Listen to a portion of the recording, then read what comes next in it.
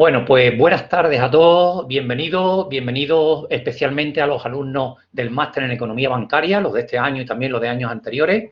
Ya sabéis que las ponencias, las dos ponencias, la masterclass que nos va a dar Javier Santa Cruz, van a servir como recertificación, horas de recertificación del EFA2. Y en total serán 10 horas, por lo tanto conviene mucho que lo escuchéis, que aprendáis y también que sirva de recertificación. Bienvenido también a los alumnos de gestión bancaria, alumnos del profesor Alberto Amador, algunos otros alumnos de Banca y Mercado Financiero Internacionales. Estamos ahora mismo 56 personas y, bueno, se siguen uniendo y yo creo que esto es un éxito total. Por lo tanto, sin más que decir, le doy la palabra a la directora del máster en Economía Bancaria, Rocío Sánchez Licén, para que presente y os diga alguna cosa. Rocío, cuando tú quieras.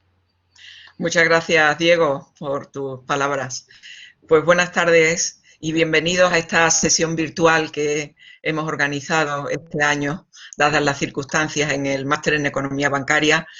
Y gracias al profesor Javier Santa Cruz Cano que ha aceptado nuestra invitación para estas dos sesiones que tenemos organizadas hoy para hablar de fusiones bancarias y próximas reformas en el sistema financiero español, y el próximo jueves, que también intervendrá a la misma hora para hablar sobre las perspectivas macroeconómicas dadas las circunstancias de la pandemia y sus efectos sobre el sistema financiero y en la economía española en general.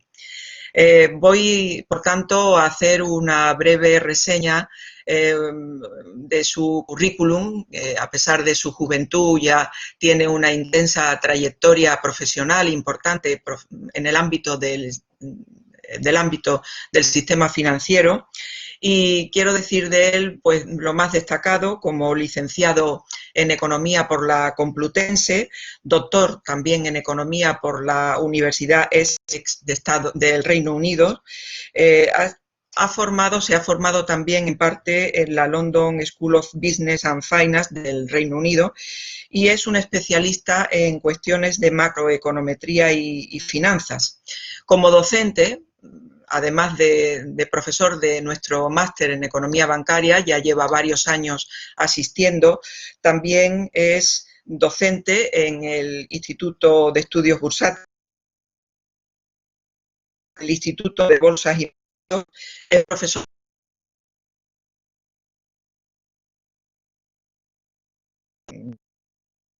y en diversas escuelas de negocios. Me gustaría destacar especialmente su dedicación al análisis de los mercados, especialmente los mercados financieros, y es colaborador, por otra parte, de distintos medios de comunicación, y también en prensa. Sobre todo destacan sus colaboraciones en El Economista. Por último, me gustaría destacar algunas de sus publicaciones. Recordará el profesor Santa Cruz que en 2011 publicó, con la supervisión del destacado catedrático don Vicente Donoso, un documento de trabajo en la Facultad de Ciencias Económicas y Empresariales en 2011, titulado Historia de las cajas de ahorro y situación actual, un estudio de la realidad económica y financiera.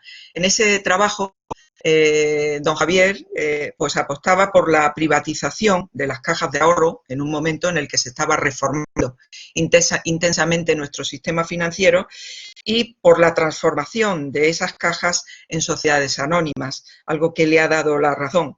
También apostaba por la creación de fundaciones para mantener la obra social, que es una seña de identidad que han tenido las cajas de ahorro a lo largo del tiempo. Me gustaría también destacar una publicación en 2017, editada por la Fundación de Estudios Financieros en Madrid, de un libro titulado Longevidad y cambios en el ahorro y la inversión. En definitiva, yo quiero agradecerle su presencia en el máster en Economía Bancaria en este curso 19-20 y bueno, pues le doy la palabra para que nos hable de este tema tan actualísimo que tenemos de fusiones bancarias y de las próximas reformas que se vislumbran en el sistema financiero español. Muchas gracias, Javier. Muchísimas gracias, profesora Rocío Sánchez Licen, querida Rocío, por siempre, por tu invitación, por tu hospitalidad. También hago muy efusivamente agradecimiento al profesor Diego Barbadilla, también por su confianza, y a todos los que estáis esta tarde aquí en esta sesión, pues os agradezco mucho la presencia y que desde luego pues podamos tener una sesión productiva y evidentemente pues dedicada a uno de los temas no solo ya del momento, ¿no? Sino es uno de los temas de la década. O sea, ya también lo vimos en la anterior, cuando, como citaba la profesora Sánchez Licen, cuando hablábamos al principio de la década del 2010 de las cajas, de la reforma de las cajas de ahorros y luego lo que terminó siendo toda la reestructuración, la primera reestructuración del sistema financiero español, y a dónde hemos llegado y, desde luego, pues cuáles son los deberes pendientes, ¿no?, de estos próximos años. Entonces, vamos a centrar pues, en esta sesión de hoy en esta materia, obviamente partiendo pues, de la realidad más cercana y de las últimas noticias, como son los procesos de fusión que tenemos en marcha. Y cuando ideábamos hace unas semanas estas dos sesiones, tanto la de hoy como la del próximo jueves, doña Rocío y yo, hablábamos de qué temas y de qué cuestiones podíamos mencionar. Pues desde luego una de las primeras, ¿no?, que me salieron en la conversación fue la de la reestructuración del sector financiero y muy especialmente la cuestión de las fusiones y evidentemente pues de qué escenario nos vamos a encontrar en los próximos años. No porque el objetivo sean las fusiones bancarias, sino porque el objetivo fundamental es la reinvención del modelo de negocio no solo de la banca española, sino en definitiva también de la banca europea. En las anteriores ediciones del máster, en los últimos 2 años, hemos ido desgranando algunas cuestiones en torno a esto. También dependía de la coyuntura, donde había que fijarse en algunas cosas concretas. Pues en esta ocasión, desde luego, la percha, por decirlo de alguna manera, de actualidad es la de las fusiones, pero lógicamente está detrás un movimiento de largo plazo y, desde luego, un movimiento sistémico acelerado por la crisis del coronavirus, que es el de la reinvención del modelo de negocio y, por tanto, de los que nos dedicamos al sector financiero, de qué vamos a vivir en los próximos años. Tanto la gente que trabaje específicamente en banca como aquellos que trabajen en otras divisiones o en otros segmentos del mercado financiero. Entonces, voy a compartir en la pantalla una breve presentación, simplemente para ir siguiendo algunos puntos que creo que son importantes y también para dejar, tener la intención, y muy amablemente han accedido a ella los profesores Sánchez Licen y Barbadilla, de ponerla a vuestra disposición, este material, porque os pueda ser de utilidad de aquí a ahora, en el futuro, en fin, en vuestros trabajos o en vuestros estudios.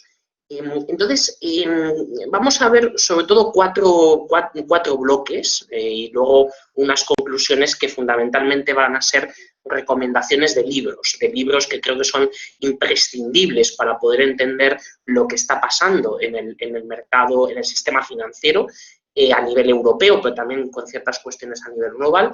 Y vamos a fijar nuestra atención en cuatro bloques que, empezando por el momento actual, vamos a ir revisando todas y cada una de las variables fundamentales que tenemos que entender, que tenemos que conectar a la hora de hablar sobre banca y evidentemente, pues a la hora de poder hacer pues estimaciones, estudios, perspectiva y, sobre todo, para una cosa que creo que es enormemente importante, que es que si nuestros padres o nuestros vecinos o nuestros hijos o nuestros familiares o amigos más cercanos que no trabajan o no tienen dedicación al sector financiero, nos preguntan de, oye, ¿qué va a ser de mi cuenta corriente? ¿O qué va a ser de mi banco, de mi sucursal o del servicio que me está prestando tal entidad o tal otra?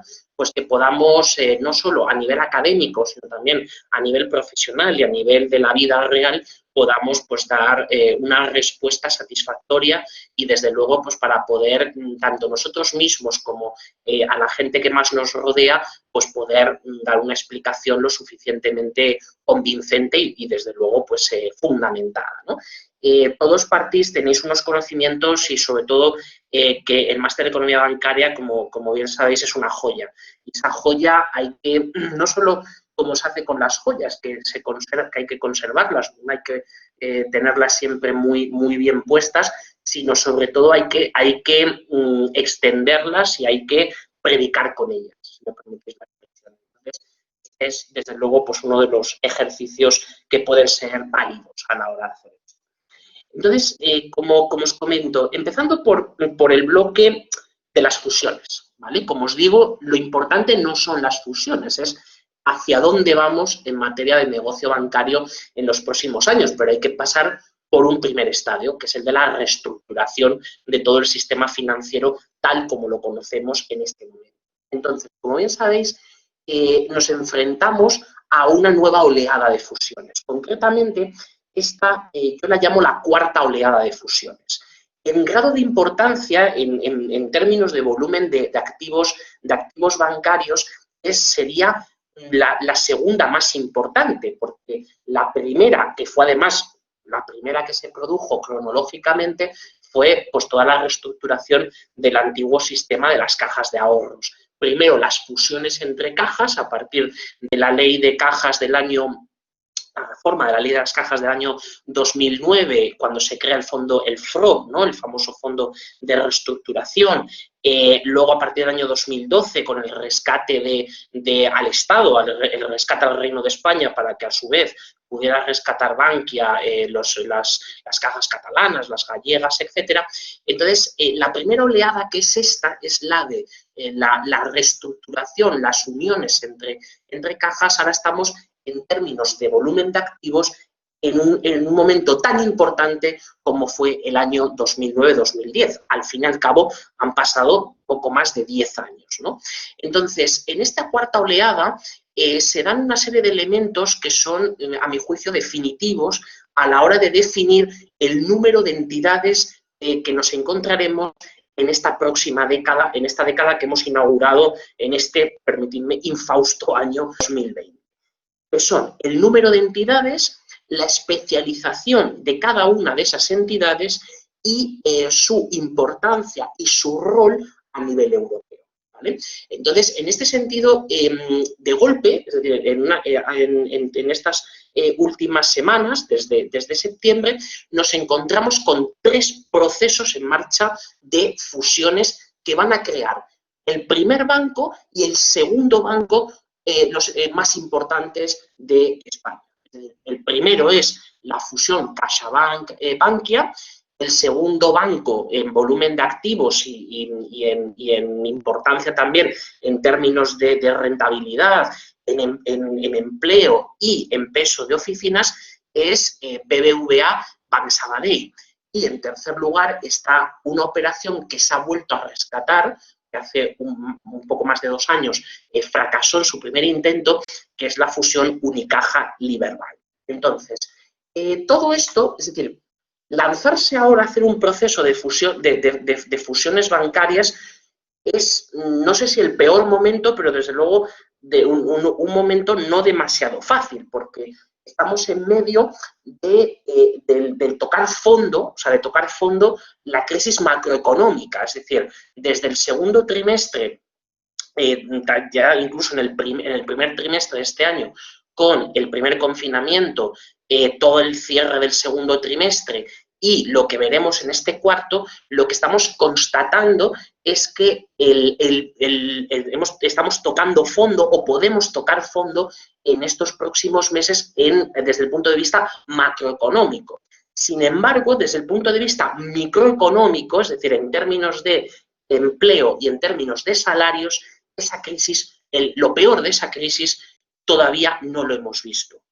Como todo esto además que afortunadamente queda grabado y está a disposición tanto de vosotros como luego la distribución que queráis dar de ello, si me equivoco, que espero equivocarme en este diagnóstico, os agradeceré que me hacéis la conducta, ¿vale? Igual que en este caso no fue para bien, sino para mal, cuando en el mes de finales de febrero yo pensaba que la crisis del coronavirus no iba a ser desde luego una grave crisis sistémica como finalmente se ha convertido. Por tanto, como los economistas en estas cosas, cuando no tanto la bola de cristal, sino muchas veces cuando uno se lanza a hacer predicciones, la probabilidad de equivocarse es bastante grande. Entonces, yo os agradeceré enormemente que me hacéis la conducta y que, desde luego, pues cuando nos volvamos a ver otra vez o cuando tengamos oportunidad de coincidir, pues me haya equivocado para bien, es decir, que me haya lo peor de la crisis macro haya pasado y lo peor de la crisis micro o esté pasando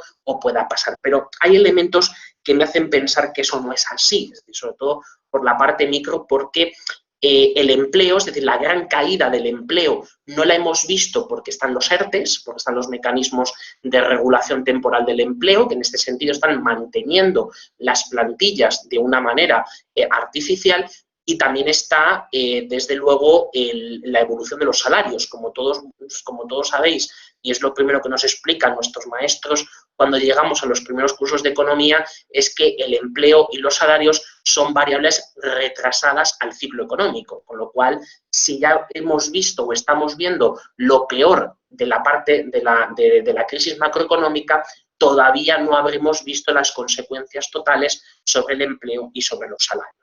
En cualquier caso, en ese contexto se producen estos movimientos de fusiones bancarias. A priori, no debería haber demasiados factores que hicieran impulsar estas fusiones, porque estamos en un momento de tipos de interés cero. Estamos en un momento de liquidez masiva por todas partes, donde el mercado está extraordinariamente bien provisto de liquidez, de crédito y además a unas condiciones extraordinariamente laxas. Además, hemos suspendido la aplicación de las bases esenciales de Basilea III y, por tanto, de los colchones anticíclicos, del cumplimiento estricto de las ratios de capital, toda la hoja de ruta que hay detrás del control de las provisiones, etcétera. Sin embargo, esto se produce. ¿Y por qué? ¿Y por qué se produce eso? Si hay elementos que no aconsejarían hacer este movimiento ahora, pues lógicamente porque hay una preocupación. La preocupación no solo es el presente, la preocupación es el futuro. Y en el mercado español, en el mercado bancario español, a pesar de que hemos visto cómo 45 cajas de ahorros se quedaban reducidas a 7, prácticamente en menos de una década, cuando hemos visto bancos privados importantes caer, y por tanto tener que ser rescatados o con dinero privado, es decir, con la salida de algún banco privado importante a por él, o en el caso de cuando las antiguas fuerzas de las cajas, incluso con dinero público, la preocupación es siempre ese futuro, es decir, de qué vamos a vivir, o sea, las entidades financieras de qué van a vivir en los próximos años. Entonces, ahí es donde surgen estos procesos. Entonces, luego haremos el diagnóstico de cómo en los últimos años, cómo se ha hecho el proceso de reestructuración del sistema financiero y cuáles han sido los drivers de ese proceso, ¿no? Pero voy a pararme 3 minutos para hacer una recopilación de qué significan estas 3 fusiones que se plantean en este momento, unas en una fase más avanzada, otras en una fase preliminar. La que se encuentra en una fase más avanzada, anunciada en el mes de septiembre y ya con la vista puesta a una aprobación de las Juntas Generales de Accionistas correspondientes y a una integración tecnológica de las carteras de crédito y, por tanto, del negocio, es la fusión CaixaBank-Bankia.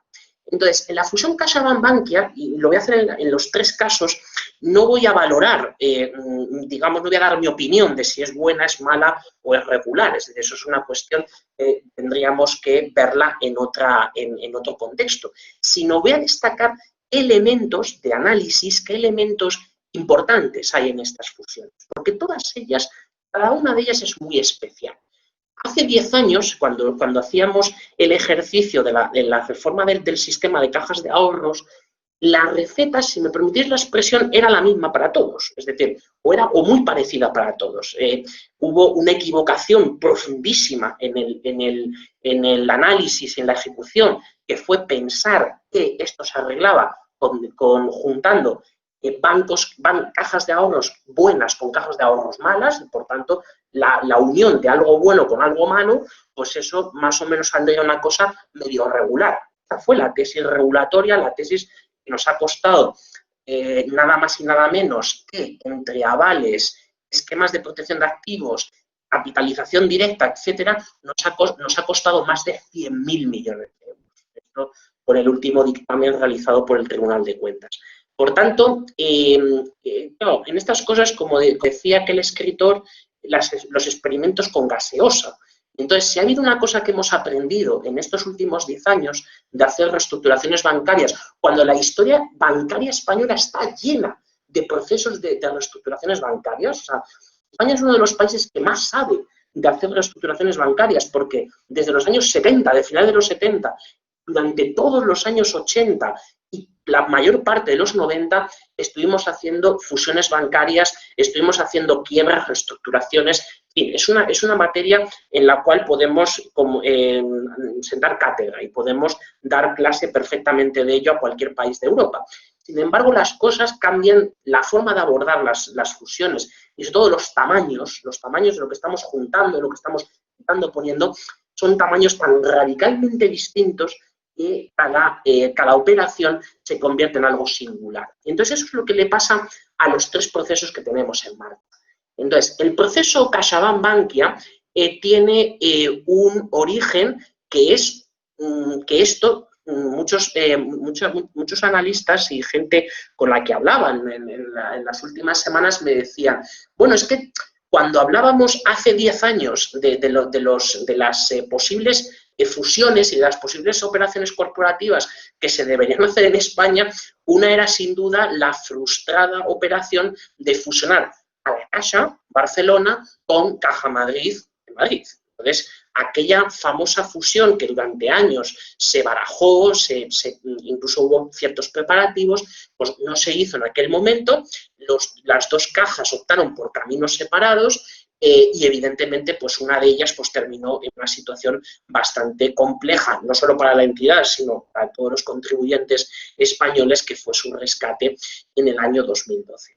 Entonces, este proceso de fusión, por tanto, nace de los rescoldos de una posibilidad que hubo hace años y nace en un contexto político, institucional, económico y financiero muy concreto. Entonces, si hay que destacar 2 cosas, desde que sería el mayor banco comercial por volumen de activos en España, yo destacaría 2 cosas. La primera es que vamos a tener por primera vez desde hace muchos años, en el top de los bancos españoles al Estado como accionista. Por tanto, la participación pública, que está más o menos probable, estará en el entorno del 15% de la nueva entidad, ahora es el 61,8% a través de la tenedora de acciones de Bankia, que tengamos al Estado como uno de los principales accionistas del mayor banco por volumen de activos en España, esto tiene un significado muy importante. ¿Por qué? Porque si una cosa creo que los economistas hemos aprendido a lo largo de las décadas es que el Estado como empresario, pero sobre todo el Estado como dueño de bancos, es algo bastante discutible. Existe en Europa que hay bastantes entidades financieras que son públicas, pero que su justificación estaría en digamos, la corrección, como llamamos en teoría económica, la corrección de un fallo de mercado. ¿Cuál sería el fallo de mercado que el Estado en teoría tendría que corregir en este caso? Pues la exclusión financiera, la desaparición de sucursales, la llegada de los servicios bancarios a toda la población, como el principio del servicio universal de correo, de telecomunicaciones o el eléctrico.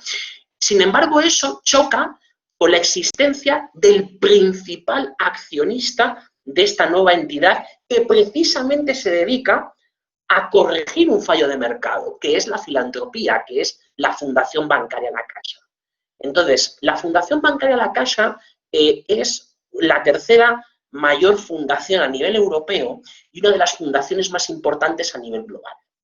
Entonces, aquí, por tanto, estamos chocando, es decir, no podemos concebir una participación pública en esta nueva entidad más allá de un periodo razonable de tiempo en el que sirva para recuperar la mayor parte del dinero que el contribuyente puso en ese rescate en el año 2012, el cual tenemos que empezar a devolver en el año 2027, en teoría. El compromiso, el préstamo con el Mecanismo Europeo de Estabilidad fue de 15 años. Con lo cual, esto es una cosa que es extraordinariamente importante en este proceso de fusión. Tenemos al Estado como el segundo mayor accionista, pero el principal accionista es una entidad sin ánimo de lucro, importantísima, una de las mayores de Europa, además una de las que tiene un mayor peso territorial, social y económico en España, y por tanto ahí estamos caminando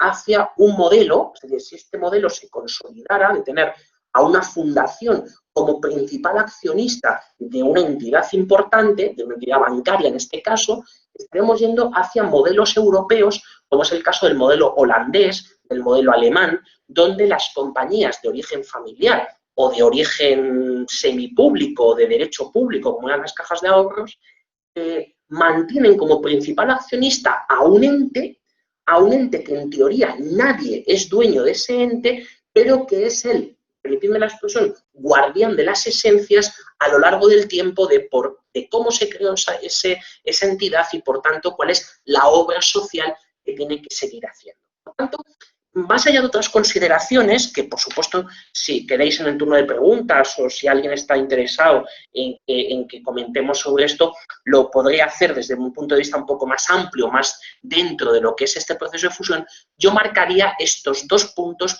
como los más interesantes de esta fusión. Hay muchos, pero especialmente serían estos. Y por cierto, aquí, cuando tenemos una entidad que tiene una participación relevante del sector público, su coste de capital está subvencionado. Es decir, la participación, el respaldo público hace que sus costes, el coste de equity y el coste de la deuda sean menores que una compañía totalmente privada, con lo cual ahí está habiendo unas diferencias entre lo semipúblico, lo público y lo privado. Entonces, en ese sentido, la igualdad del terreno de juego entre unos y otros no se está cumpliendo. Bien, estos son una consideración breve de la fusión CaixaBank-Bankia. Yendo a la fusión BBVA-Bank Sabadell. Esta es la más reciente, digamos, teniendo en cuenta que lo que hay ahora son conversaciones formales, pero son conversaciones. Se han contratado a bancos de inversión por cada una de las partes para hacer las due diligence, para hacer los análisis de por dónde podrían ir estos tiros, pero estamos todavía en un estadio inicial con respecto al anterior de CaixaBank-Bankia. El caso de BBVA-Bank Sabadell es muy peculiar. Es muy peculiar. ¿Por qué? Porque nos encontramos, por un lado, con dos bancos, uno muy internacionalizado, como es el caso de BBVA, con otro que está internacionalizado, pero con una apuesta que salió, permitidme la expresión, regular, ¿vale? Por no decir mal en términos de rentabilidad, es la de Bank Sabadell cuando compra TSB en Reino Unido. Entonces, dos bancos internacionalizados, pero dos bancos con modelos de negocio distintos, pero cuya mezcla, es decir, si mezclamos el modelo de negocio de BBVA y el modelo de negocio de Bank Sabadell, juntamos esos dos modelos y nos sale una cosa que es muy curiosa. Es el reforzamiento del fondo de la estrategia de BBVA de convertirse en una ingeniería de producto financiero digital. O sea, los bancos están pensando ahora que quieren ser de mayores. Bueno, ya son bastante mayores, estamos hablando de bancos que tienen alguno más de 200 años, pero ¿qué quieren ser de mayores en los próximos años? Y entonces, algunos optaron, el caso, por ejemplo, de Banco Santander, corregida en parte esa estrategia hace unos meses, pues marcadamente hacia la banca de inversión y hacia el negocio mayorista. Sin embargo, el caso de BBVA, que mantiene y apuesta fuerte por ello, es por el modelo digital. Luego hablaremos sobre la digitalización del sistema financiero y de los temas de servicios del nuevo modelo digital. Entonces, la digitalización, además BBVA ha financiado una parte muy importante de la curva de aprendizaje de las digital, de las fintech, es decir, de todas las compañías y de todos los movimientos que se han ido produciendo en el mercado español en los últimos 10, 15, 20 años, ahora está en una posición en la cual, habiendo cubierto más o menos el enorme riesgo de sus negocios, tanto en Turquía como en México, los cuales, pues evidentemente, sobre todo Turquía, sigue pues impactando negativamente en la cuenta de resultados, poder lanzarse a convertirse de verdad en un banco que es una ingeniería de producto digital, ¿vale? Una ingeniería digital de productos y servicios bancarios. Entonces, esta apuesta, pues este maridaje, como se dice cuando se hacen las catas del vino, ¿no? Entre el vino y lo que te ponen, pues este maridaje resulta que es expansivo, es decir, resulta que refuerza la estrategia de la entidad dominante, que es la de BBVA. ¿Por qué? Porque Banc Sabadell tiene cosas que se integran de una manera bastante sencilla. Por un lado, hay que hacer una reestructuración muy profunda del número de sucursales y sobre todo de ámbitos geográficos donde tienen negocios muy solapados, y fundamentalmente eso es Cataluña. Es decir, BBVA, recordad que compró, fue el que compró los activos de la mayor parte de las cajas catalanas que no eran la Caixa. Banc Sabadell, pues evidentemente su base de negocio inicial pues está en Cataluña, por tanto hay un solapamiento muy claro del negocio. Sin embargo, en otras partes de la geografía española ya es menos evidente. Entonces, quitando los negocios de la cornisa cantábrica, también algo de Galicia, en Andalucía hay poca concentración o hay poco solapamiento entre estas dos entidades en términos de negocio, pues van a crear una cosa donde se refuerza la estrategia inicial de BBVA. Pero esa estrategia de ingeniería digital, ¿no? De productos y servicios financieros, también se comparte con algo que Banc Sabadell ha sabido cuidar mucho desde hace más de 30 años. Todos los procesos de cosas que ha ido comprando, que son las bancas privadas. Es decir, Sabadell integra a una cantidad enorme de bancas privadas. El Banco Guipuzcoano, el Banco Urquijo, el Banco Herrero y otros más, el Banco Atlántico. Entonces, de antiguas entidades financieras, incluso entidades de crédito ordinario, pero fundamentalmente entidades de lo que ahora decimos esto del wealth management, ¿no? O entidades de private bank, ¿no? Que en inglés esto suena como suena más cool, ¿no? Entonces, en este sentido, Banc Sabadell ha cuidado mucho, de hecho, las marcas las mantiene. Por ejemplo, el Banco Gallego en Galicia, mantiene, o el Banco Herrero en Asturias, mantiene esas marcas, mantiene el personal y mantiene el know-how que se ha ido acumulando a lo largo pues, de muchos años. Es decir, banqueros privados de toda la vida, muchos de ellos pues, han seguido ahí. Entonces, esa mezcla con BBVA Asset Management, con sus filiales con su filial de banca privada, con una concentración muy importante en patrimonios en el norte de España, pero también en el sur, hace que esta mezcla sea una mezcla muy interesante. Sabadell, su negocio, además de gestión de activos, su gestora de fondos la vendió hace muy poco a Amundi. Por tanto, Amundi, al ser uno de los grandes actores en el mundo de la gestión de activos a nivel europeo, estamos uniendo, por un lado, la proyección europea, pero también el concentrar el know-how de la banca privada mantenida a lo largo de los años, concentrarla en esa nueva entidad donde los demás no tienen tanto o no han tenido tanta repercusión o tanta penetración en ello.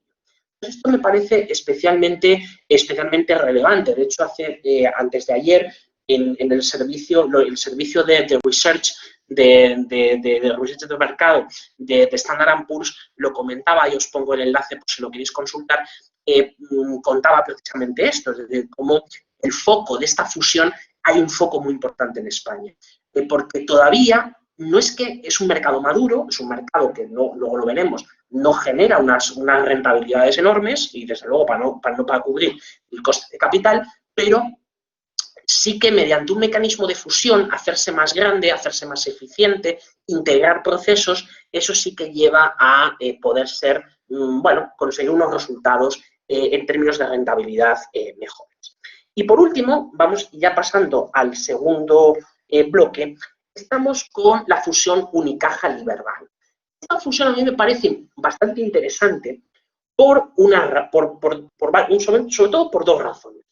Una, porque sí que tiene un carácter más parecido a cómo se plantearon las fusiones de las cajas hace unos años, donde se unen, son dos entidades cotizadas, pero se unen de una manera donde los ámbitos geográficos apenas se solapan, donde esto de hacerse más grande y con unos cuarteles generales repartidos entre Oviedo y Málaga, pues esto puede tener cierto sentido a la hora de coger y a la hora de generar negocio en otras zonas, pero fundamentalmente hay un tema que es la puerta que abre a qué va a pasar con el resto de las entidades medianas y pequeñas en España. ¿Qué va a pasar con Ibercaja? ¿Qué va a pasar con la Cucha? ¿Qué va a pasar con Abanca? Ojo con Abanca, es muy importante. Es muy importante el papel de Abanca por su papel totalmente disruptivo en el mercado español. Es decir, la agresividad desde el punto de vista de negocio bancario, no del negocio ordinario, sino digamos, de las operaciones corporativas y de la forma en la que se quiere crecer a nivel ibérico, por eso tanto España como Portugal, es muy interesante. Entonces, no perdamos de vista a Banca porque puede dar sorpresas, ¿no? Entonces, en todas ellas, quitando a Banca, el caso de Ibercaja y sobre todo el caso de Cucha, también el de Unicaja en parte, tienen una cosa que no es menor. Y vuelvo a una cosa que decía antes, son las fundaciones bancarias. Ahora mismo sus principales accionistas son las fundaciones bancarias correspondientes. Y evidentemente teníamos el estado de alarma, los decretos de estado de alarma, en uno de ellos, en el decreto 8, a mediados de marzo, se dictó una norma que era retrasar el momento en el cual estos bancos, las fundaciones, que son constituyen la mayoría accionarial del banco, tenían que deshacer sus posiciones hasta quedarse en una posición amplia, pero que no fuera la posición de control, es decir, disminuir por debajo del 50%, como está en el caso de Ibercaja o en el caso de la Cucha. En el caso de la Cucha es un poquito especial porque se le hizo una ley aparte, se le hizo una cosa aparte el Banco de España hace unos años para que hubiera un equilibrio político territorial de las tres provincias. Pero bueno, no lo vamos a comentar, no vamos a detenernos ahí. Entonces, entonces abre ese escenario. Ese escenario es un escenario de enorme relevancia porque las fundaciones bancarias, estas fundaciones son menores, lógicamente son más pequeñas, pero son fundaciones que tienen una importancia estratégica en sus territorios. Entonces, en este sentido, conciliar la regulación con la obra social y, evidentemente, conseguir siendo accionistas de unas entidades relevantes tiene, digamos, bastante un sentido importante, que tenemos que ver cómo a largo plazo esto se puede ir profesionalizando. El tercer sector, evidentemente, cuál es el papel que pueden tener entidades sin ánimo de lucro, como eran las cajas, pero en una versión, digamos, modernizada dentro de la gestión de empresas privadas y, desde luego, pues que evidentemente sigan contribuyendo a su territorio. Bien. Dicho esto sobre las fusiones, ¿vale? Porque como hemos dicho es una pieza del engranaje completo que vamos a ver en esta sesión, pero quería empezar un poco primero por ese asunto porque es el que, digamos, nos quema en las manos, es el que en este momento está más en boga. Entonces, vamos a ver en segundo lugar por qué hemos llegado hasta aquí. ¿Por qué hemos llegado hasta aquí? ¿Cuál es la situación que tenemos a corto plazo? Y cómo se reinventa el modelo de negocio futuro. Es decir, estas son las partes que nos quedan por ver. ¿Cómo hemos llegado hasta aquí? Pues, o qué es lo que ha pasado en los últimos 10 años. Pues, básicamente es la historia de una reestructuración permanente. Pero no solo de la banca española. Es decir, ahora voy a elevar conclusiones o voy a elevar un poco el análisis hacia también el mercado europeo, porque por el mercado español no es más que un apéndice del mercado europeo y hay muchas dinámicas que son pues, prácticamente las mismas. Entonces, nos encontramos ante una contracción importantísima del peso de la banca sobre la economía. Es decir, la banca tradicional, las entidades de crédito, han disminuido en más de 20 puntos su peso en términos de Producto Interior Bruto. Es decir, eso es, desde luego, es un colapso de la importancia que tenía la banca, ha tenido siempre, y que esto es una tendencia que hasta prácticamente durante los años 2000, hasta prácticamente la crisis a partir del 2007, se mantenía, es decir, la importancia de la banca estaba en torno, contribuía tenía el 60%, pesaba el 60% del Producto Interior Bruto de la eurozona. Sin embargo, a partir de la crisis, aquello se viene abajo completamente, ¿no? Si veis la pantalla, justo el gráfico que tenéis en el extremo, según lo veis, en vuestro extremo derecho, la zona que está en azul oscuro son las entidades de crédito, ¿no? Las entidades financieras. Y entonces podemos ver cómo desde la creación de la zona euro, 1999, hasta prácticamente la crisis, 2006, 2007, hasta 2008, el peso iba disminuyendo, pero esa disminución era muy pequeña, era una disminución, no era demasiado importante, hasta que a partir del año 2009 aquello se precipita. Entonces, la caída es de más de 20 puntos. Estamos ahora mismo por debajo del 40% del PIB de la eurozona. Y entonces, ¿el resto del sistema financiero dónde está?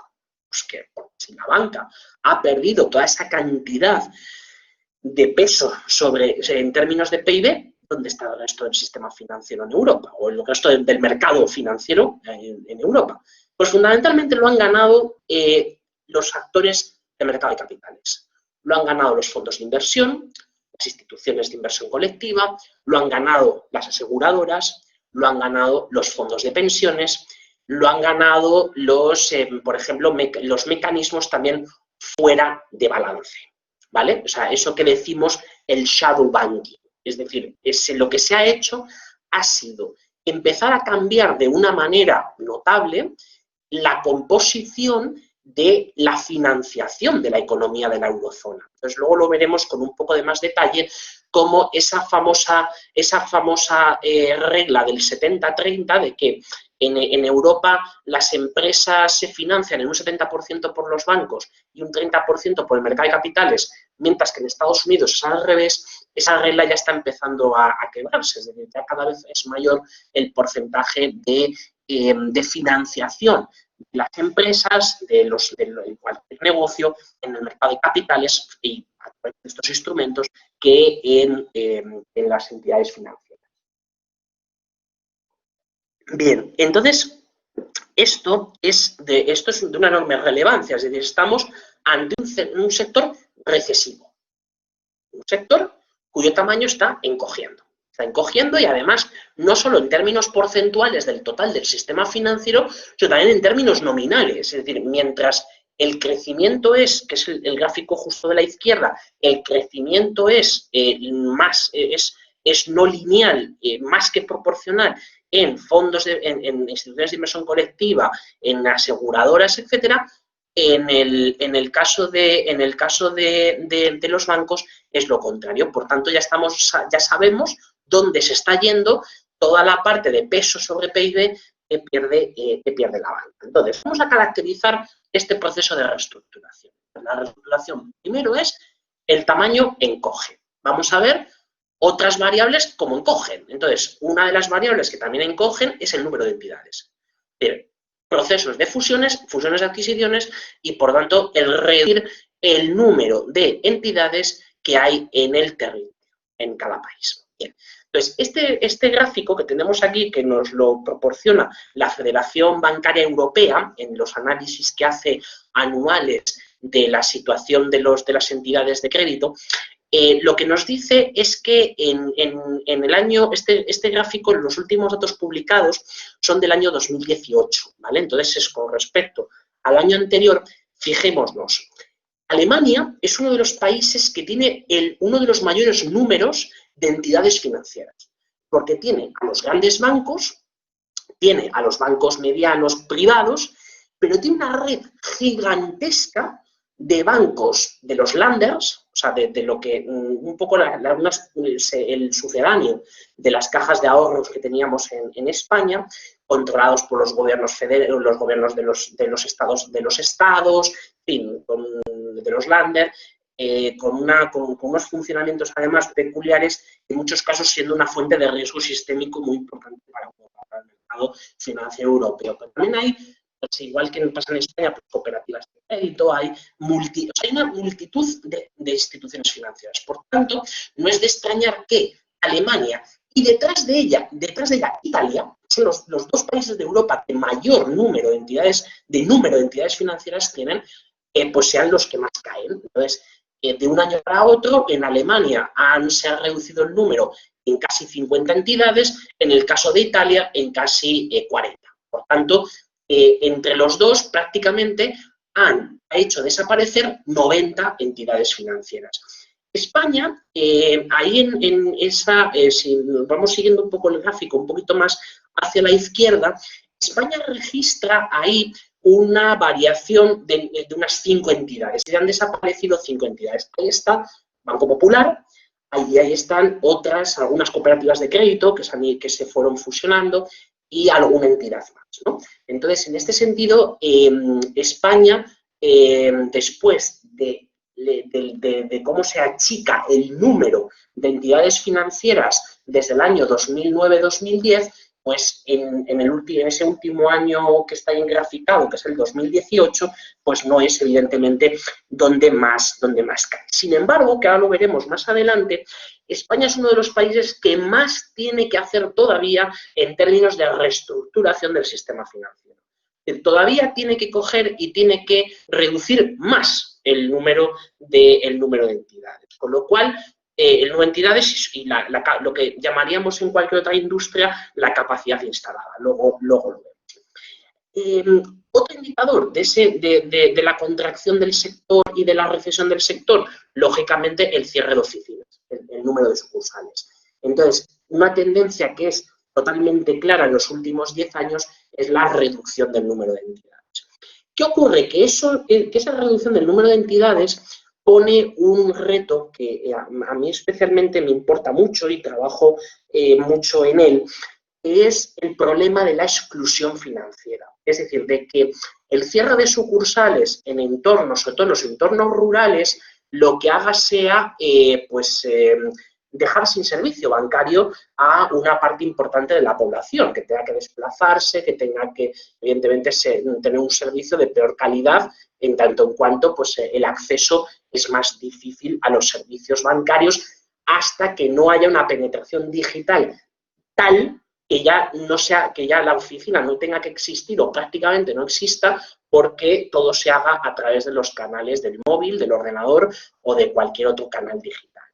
Entonces, esto tiene un reto enorme en materia de la prestación del servicio financiero en cualquier parte del territorio nacional. No solo en España, también está pasando en Alemania, está pasando en otros países donde hay una parte no pequeña de la población que vive en núcleos rurales, donde están desapareciendo las sucursales y, por tanto, pues hay que ver cómo prestar esos servicios. En esto quería incluir el gráfico para que tengamos un poco unas cifras en la cabeza que la fusión CaixaBank-Bankia es clave en este punto concreto, en el punto de la despoblación de las zonas rurales, en el punto de la prestación de otros servicios auxiliares para poder coger y para poder rentabilizar de alguna manera la presencia de la oficina y que además eso sirva como polo de atracción de startups, de gente que se traslada al campo o a los pueblos precisamente después del COVID, también los servicios de fibra y de banda ancha de Internet. Entonces, en ese sentido, ahí juega un papel esencial la fusión CaixaBank-Bankia, porque la fusión, primero, la CaixaBank actual es la que tiene la mayor red de oficinas en pueblos de menos de 10.000 habitantes. Entonces, esto es al cierre del año pasado en la memoria de la CECA, ¿vale? De la que integra todavía a las antiguas, lo que surgió de las antiguas cajas. Entonces, esto es muy importante porque la suma de las dos entidades está en el entorno de las 1.800, 1.900 oficinas. Y entonces ahí es donde por ejemplo, pues se empezó a hacer en el caso de CaixaBank la estrategia de una filial o de un modelo de negocio específico sobre agricultura. Es donde surge Agrobank, donde surgen, pues una serie de servicios complementarios a los que recibían no solo los agricultores y los ganaderos, sino también para otros servicios auxiliares y otras partes de la cadena de valor agroalimentario. Entonces, esto es importante, es decir, la reducción del número de sucursales, el cómo se hace y dónde, es estratégico desde el punto de vista de una política de país como aquel que garantiza o que pone los medios para que el servicio bancario pueda llegar a cualquier parte del territorio, como con el servicio de correos, con el servicio eléctrico, etc. Entonces, como decía, España todavía es uno de los países que más esfuerzo tiene que hacer de consolidación del sector, pero y especialmente de concentración de las entidades financieras y, por tanto, de reducir capacidad.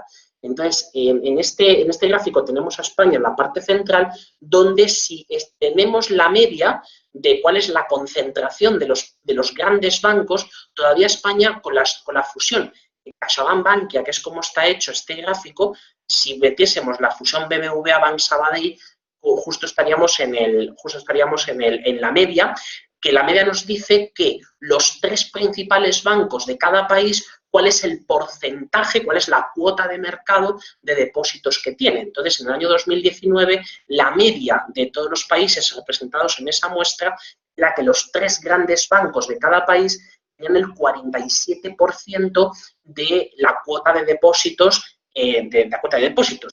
Recordemos que en la época de las cajas de ahorros, en los años 2008, sobre todo el año anterior a la crisis, 2008, el porcentaje que pesaban las cajas sobre los depósitos era del 48%.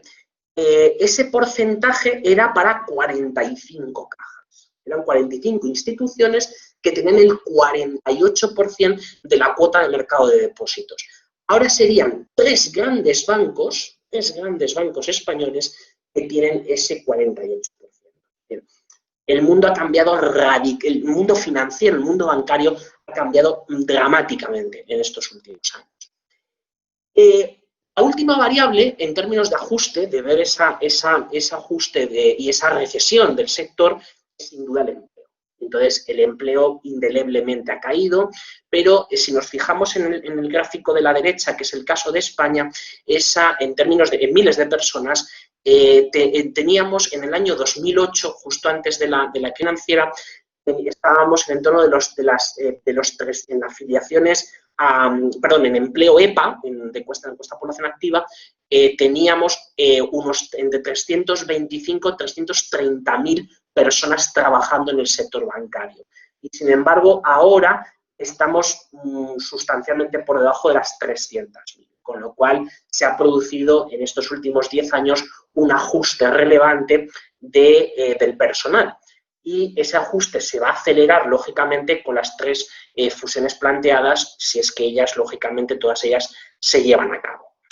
Bien, claro, todo esto, es decir, esta recesión del sector, ¿por qué se produce? Lógicamente porque tenemos un problema de rentabilidad. Es decir, la mayor parte del sector bancario destruye valor a largo plazo. ¿Por qué? Porque su rentabilidad es inferior al coste de capital, al coste ponderado de capital. Por tanto, esa es la regla sagrada de cualquiera que nuestros maestros nos cuentan cuando empezamos la carrera de económicas o la carrera de administración de empresas, nos cuentan al principio, que es que si la rentabilidad no logra cubrir el coste de los recursos propios y el coste de los recursos ajenos, es imposible generar valor. Estamos destruyendo valor a medio y largo plazo. Y esa es la situación de muchas entidades financieras. En España es la situación predominante. O sea, si lo que hacemos es, hacemos el análisis de las filiales España, es decir, de las entidades financieras que son España, o sea, Santander España, BBVA España, CaixaBank España, Banco Sabadell España, Bankinter, Liberbank, Unicaja, etcétera, etcétera, etcétera. Si comparamos esa situación, pocas entidades, muy pocas, menos de la media europea, generan rentabilidades suficientemente por encima del coste promedio ponderado de capital, ¿vale? Entonces, en este momento en Europa, desde que empezó la recuperación del anterior ciclo económico, en los años 12-13, evidentemente, bancos que ganen de verdad dinero a largo plazo, no lo que dice la cuenta de resultados, sino lo de verdad, que es que la rentabilidad sea superior a su coste ponderado de capital.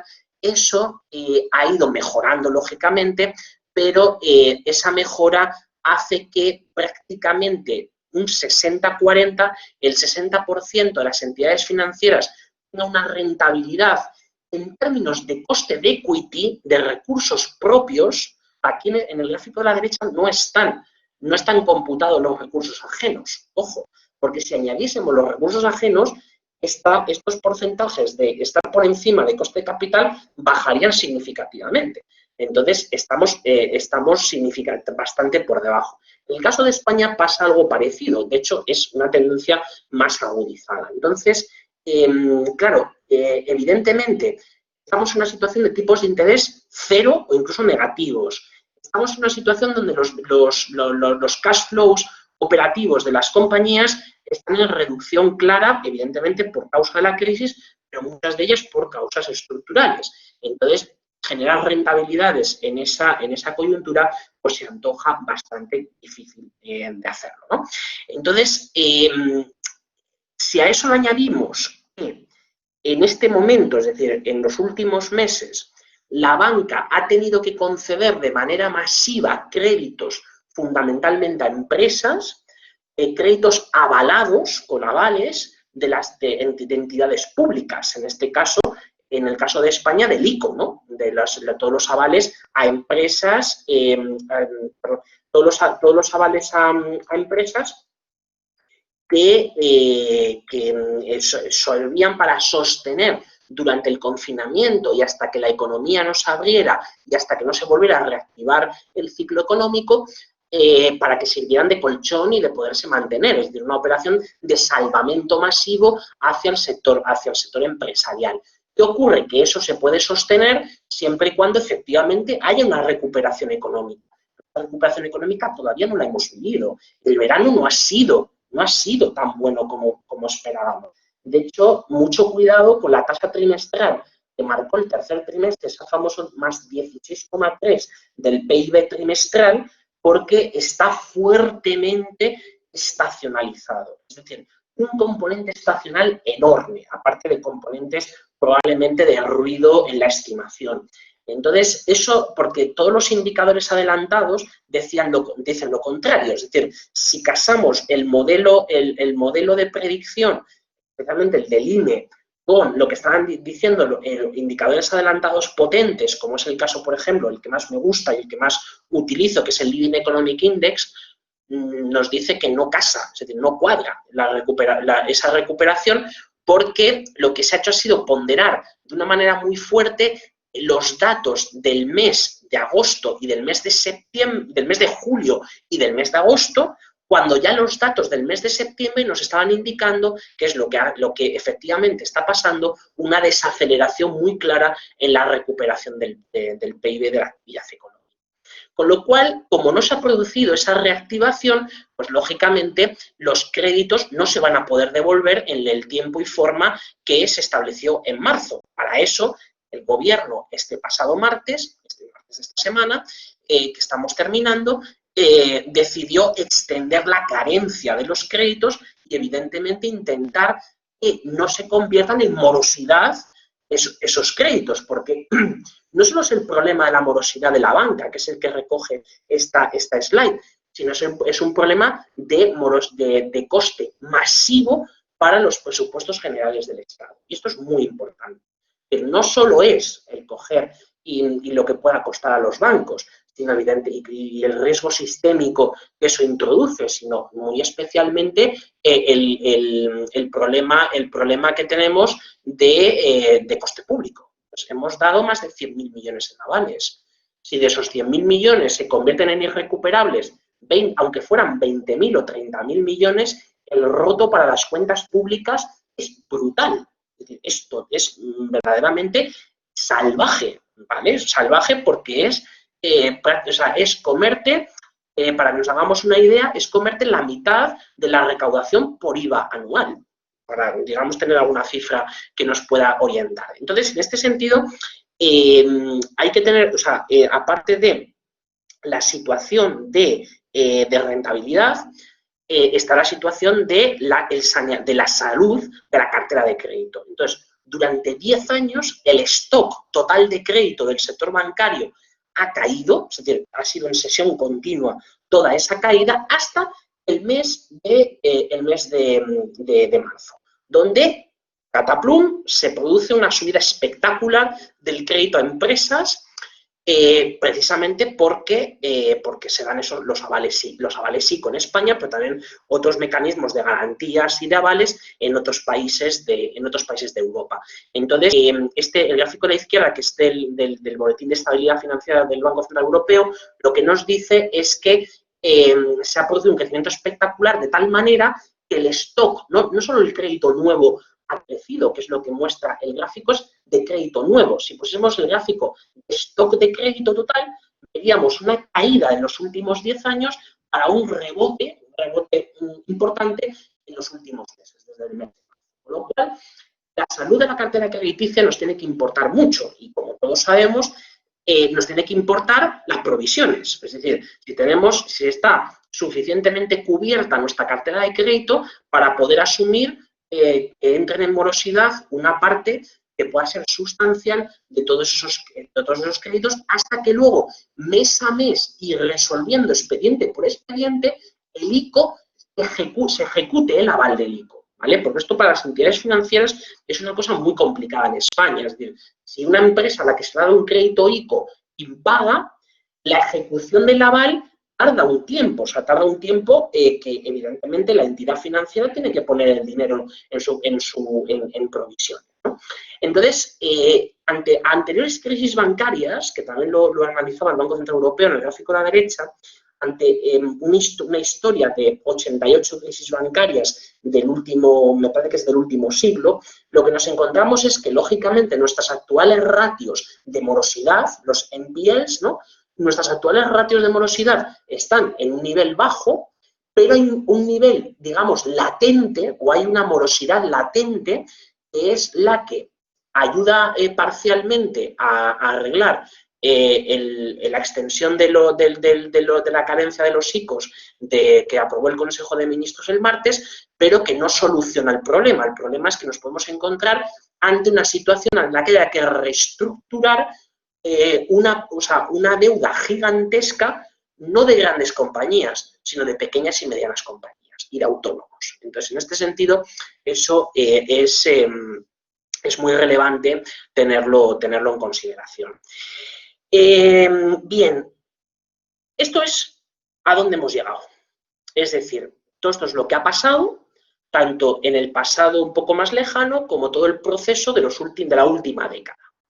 Bien, ¿dónde estamos ahora? Pues estamos en un momento en el cual este gráfico que lo publica Bain en uno de sus últimos informes, muy interesante, es para hacernos a la idea de todos los procesos de fusiones, lo que he contado al principio, se fueron realizando a lo largo de los años hasta las entidades relevantes que tenemos por peso a día de hoy, bancos antes de las fusiones, ante la fusión actual, las 3 fusiones actuales. Banco Santander, BBVA, CaixaBank, Bankia, Banc Sabadell, Bankinter, Kutxa, etc.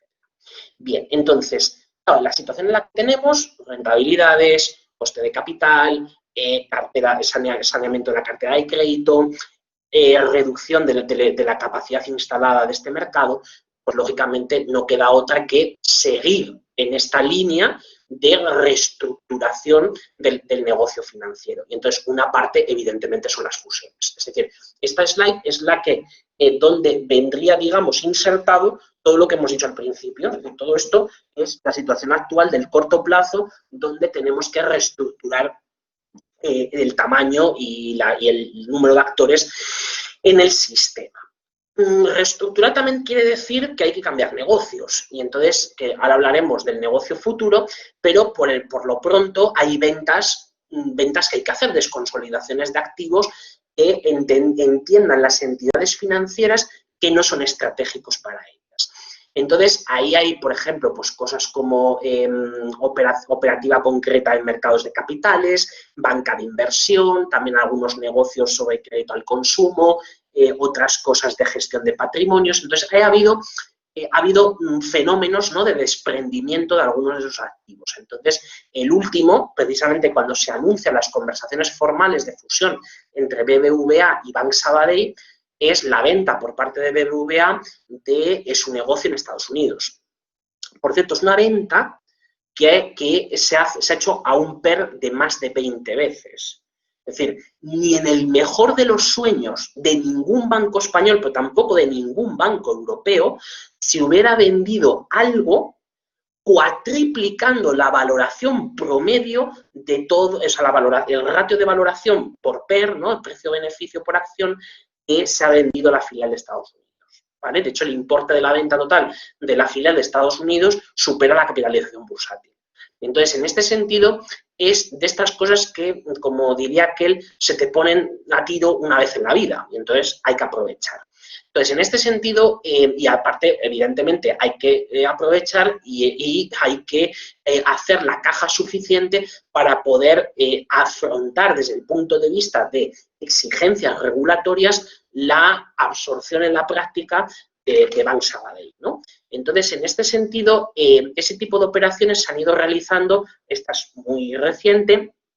Anteriormente, por ejemplo, Banco Santander hizo una operación muy concreta que fue fusionar su filial de depositaría, de fondos de inversión, de gestión de activos, fusionarla también a nivel europeo con otra entidad. Banc Sabadell vendió su filial de activos, Santander Sabadell Asset Management, a Amundi. Entonces, ha habido desconsolidaciones de balance, las cuales van encaminadas a centrarse en los activos verdaderamente estratégicos, en el negocio estratégico de ahora, porque el de largo plazo va por otro lado. En algunos casos hay gente que se ha dado cuenta antes y otros que todavía pues tienen que verlo, ¿no? Entonces, lógicamente todo eso se produce en una evolución donde el valor fundamental de la banca es un valor bajísimo. Es decir, la caída de la capitalización bursátil y sobre todo del ratio valor en libros, de la valoración, de la relación entre el precio y el valor en libros, ha sido dramático. Nos estamos encontrando con cosas donde ahora mismo hay bancos, la mayor parte de los bancos españoles apenas valen un 30 o un 40% de su valor en libros. Eso significa que cuando se producen movimientos de fusiones, eso tiene una consecuencia positiva para el banco fusionado, que es la creación de un fondo de comercio negativo, de un badwill. Ese badwill, la diferencia entre el precio al que se ha comprado menos el precio que estaba anotado en libros de la entidad original, pues eso es una fuente, digamos, de colchón que ahora es importante y que hace años se hizo por motivos fiscales, ¿vale? Es decir, cuando los bancos empezaron a perder muchísimo dinero desde la crisis financiera 2007 y hasta años después, fueron acumulando créditos fiscales. Entonces, esos créditos fiscales, incluso los que eran activos, los que se reconocían como activos fiscales diferidos, se incorporaban a las definiciones más laxas de la ratio de capital, o sea, en el tier 3, cuando se añadían todo tipo de deuda subordinada y todas otras cosas, la generación de créditos fiscales ha ayudado a que la banca pague unas cuotas de impuestos menores de las que le hubiera correspondido si atendemos al beneficio neto atribuido antes de impuestos. Y aquí hay una cosa muy importante que hay que señalar.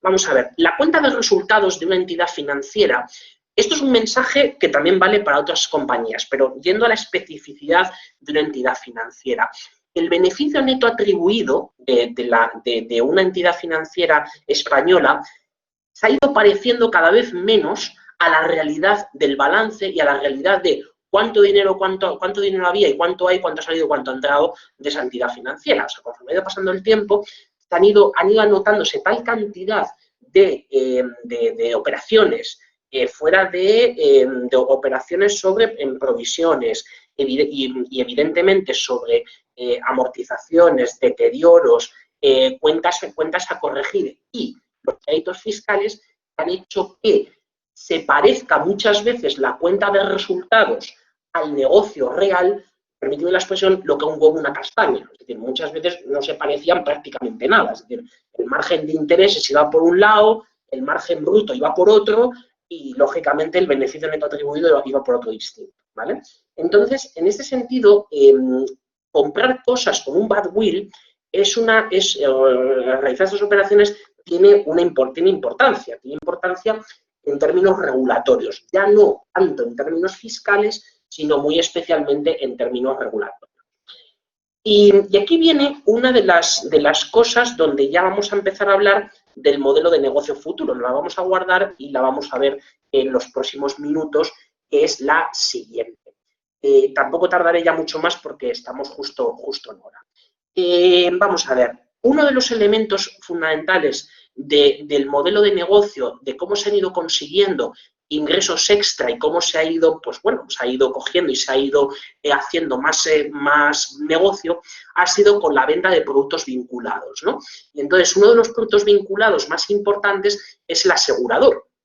Es el producto de seguro, fuera el seguro de vida o el seguro de no vida. Y entonces, en este sentido, ahí es donde estaba también una de las claves de operaciones que se están realizando, porque nos encontramos, ahora lo vamos a ver, con entidades financieras donde el peso de este tipo de instrumentos es bastante importante. Bien, ¿qué pasa? Que, claro, tenemos que hacer todo ese proceso de seguir el proceso de reestructuración, pero seguir el proceso de reestructuración con dos condicionantes o con dos variables que son fundamentales en nuestro camino. Una es el precio de lo que comerciamos, compramos y vendemos dinero, por tanto tenemos que ver cuál es su precio, ¿no? Esos son los tipos de interés en sus diferentes plazos. Y entonces, ahí que nos encontramos. Nos encontramos con que el precio del dinero lleva de una manera absolutamente bajísima, muy baja, desde hace años.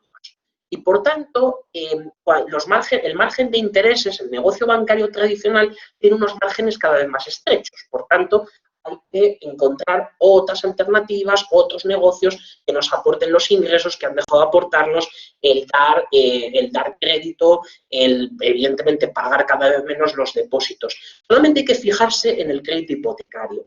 El crédito hipotecario se ha empezado a generalizar en España y cada vez el peso es mayor, tanto en la concesión de nuevo crédito como en el stock de hipotecas, las hipotecas a tipo fijo. Y cada vez hay más entidades financieras están ofreciendo hipotecas a tipo fijo al 1% o a menos del 1% fijo a 30 años.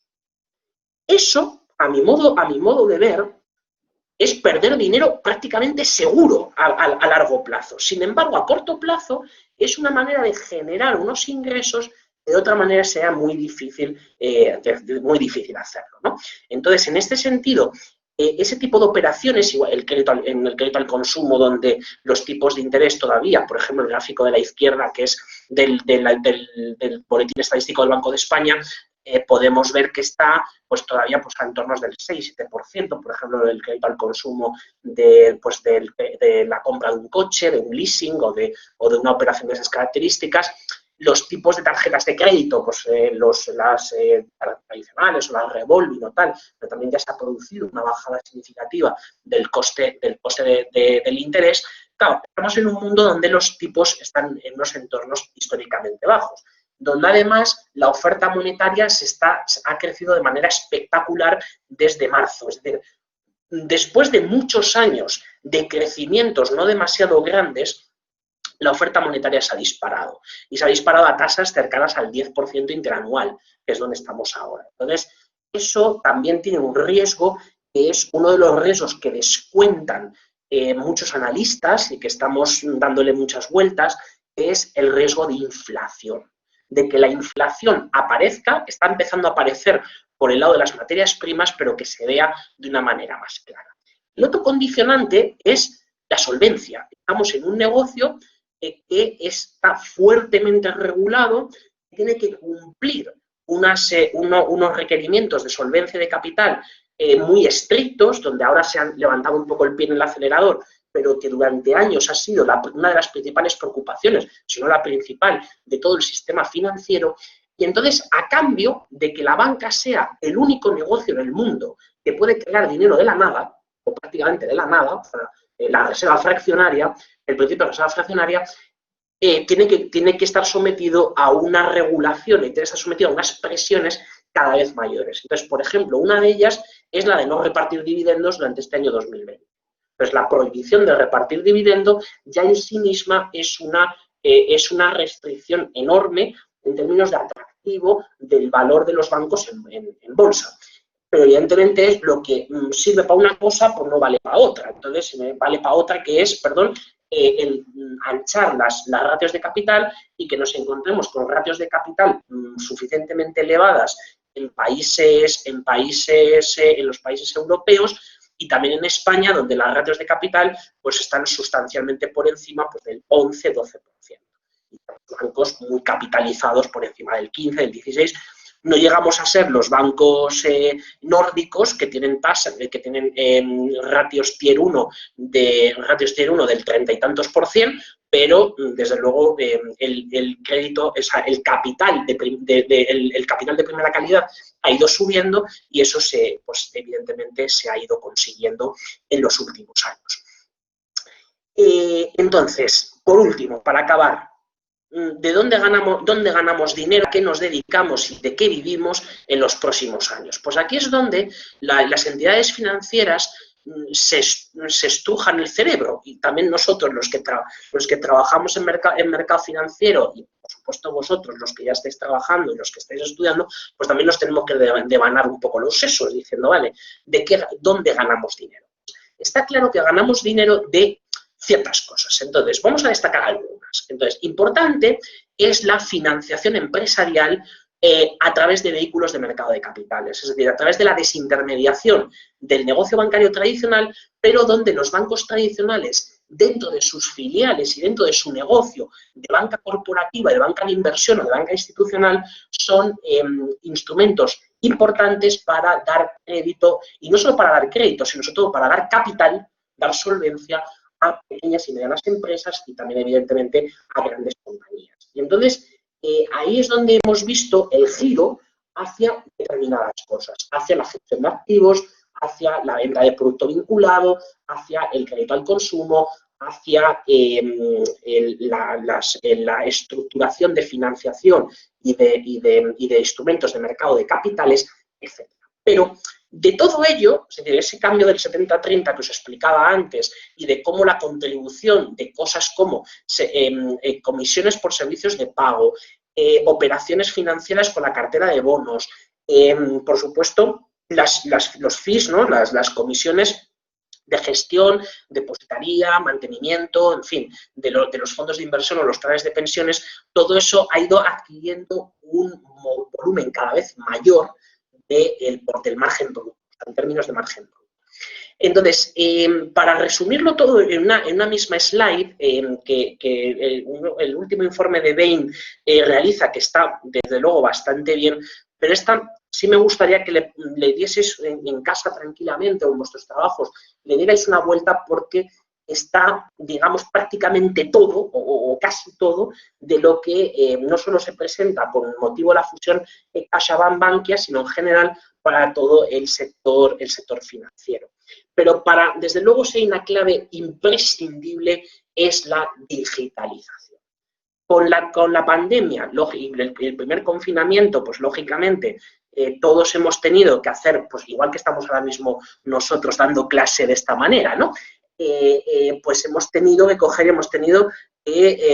explotar los servicios financieros a través de Internet, a través de banca telefónica, a través de banca digital, a través de y por supuesto de pagos, ¿no? Entonces, en este sentido, el peso del negocio digital es cada vez mayor, pero aquí hay que tener una cosa muy importante a tener en cuenta, que es que es importante el peso del nuevo negocio digital, pero sin abandonar el negocio tradicional. Es decir, es necesario reinvertir cantidades, dinero que venga del negocio tradicional o de fórmulas más tradicionales hacia los servicios, hacia la digitalización de los servicios bancarios. Y sobre todo en el cambio estructural de pasar de un modelo de producto, de que la banca te venda fondos y te venda el crédito personal, a venderte servicios. Entonces, el modelo de servicios es donde todo esto se engloba de una manera importantísima.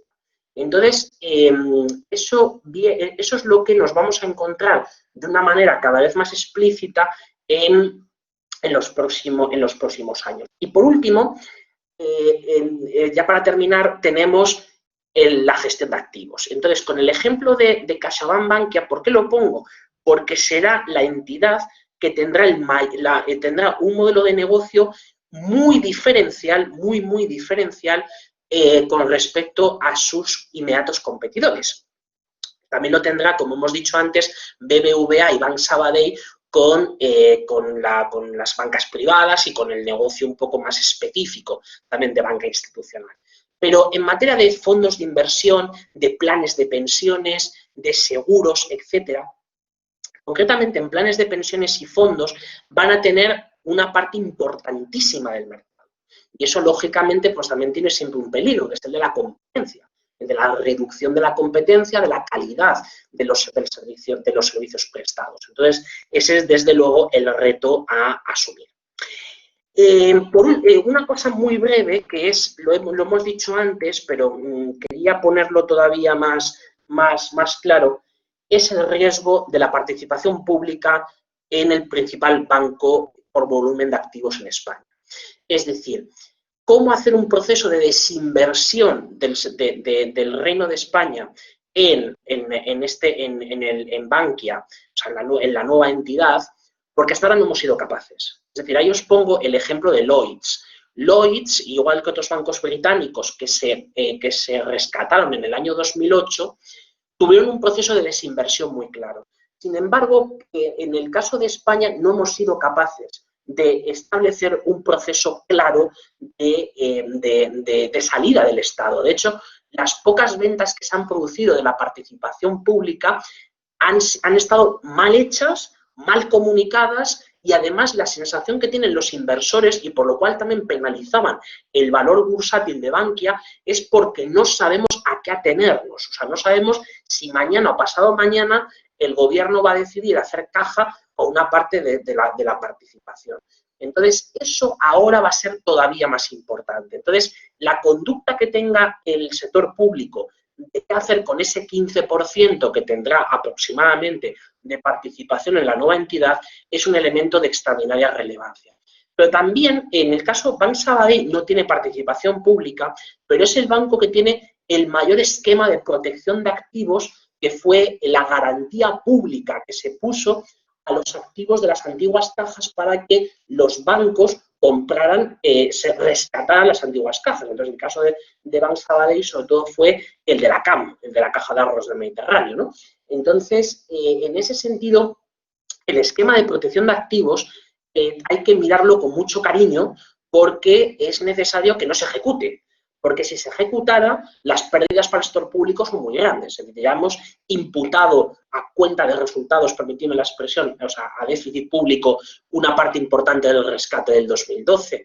Pero si ya imputamos todo, prácticamente todo, pues desde luego, entre eso, el coste de los ERTEs y que hubiera que ejecutar una parte sustancial de los avales ICO, pues es que ya eso es imposible financieramente para el sector público español, ¿no? Entonces, esto es de enorme relevancia y es algo que tenemos que darle una vuelta. Y simplemente ya, ahora ya si me callo, es recomendaros 3 lecturas que creo que son muy ilustrativas de lo que está pasando, no solo en la banca, sino también en general en el sistema financiero. Yo los 3 libros los tengo de cabecera, es decir, son 3 libros que de vez en cuando tengo que leérmelos, tengo que volver a recordar cosas. Sobre todo, hay un libro especialmente, que es el que tenéis en medio, que es El Cisne Negro, de Nassim Taleb, el cual es una guía metodológica. Es decir, es una de las mejores guías metodológicas que tenemos en finanzas para poder saber, por lo menos, pisar terreno firme. Es decir, cuando hacemos un análisis financiero y ya no digamos análisis bancario, de economía bancaria, es muy necesario tener unas bases sólidas desde el punto de vista no solo teórico, sino también empírico. Y en ese sentido, el Cisne Negro lo da. Evidentemente, la historia lo tiene que dar siempre, y entonces ahí está el libro de la izquierda, que es el Lords of Finance, que es maravilloso, es un libro extraordinario para contar el papel de los bancos en el primer tercio del siglo XX, pero muy especialmente ante la Gran Depresión del 29. Y otro libro que además lo recomendé a los alumnos del año pasado, que alguno de vosotros pues, me escucharon el año pasado, y me agrada mucho volver a veros, es El fin de la banca. El fin de la banca está escrito con un seudónimo, es de 2 personas, de 2 escritores. Uno de ellos es un importante gestor de activos en Suiza, en una gestora suiza. Y entonces, aquí estamos hablando del fin, no de la banca, o sea, no de que desaparezca el término banca, sino el fin de la reserva fraccionaria, es decir, del modelo actual que se consagra con la ley de Peel en 1844 y que ha sido el que ha movido el sistema bancario de los últimos prácticamente 2 siglos, ¿no? Entonces, en este sentido, la creación del dinero digital, por ejemplo, ahora está muy de moda la polémica del dinero digital que pueden emitir los bancos centrales, etcétera. Todo eso está recogido en ese libro y yo os recomiendo mucho su lectura. Nada, pues yo por mi parte esto era lo que os quería contar en esta presentación. Disculpadme si me he alargado un poco, pero sobre todo lo que me gustaría mucho es poder pues, escuchar vuestras preguntas, poder intervenir con vosotros y entre todos coger y llegar a algunas conclusiones que sean interesantes.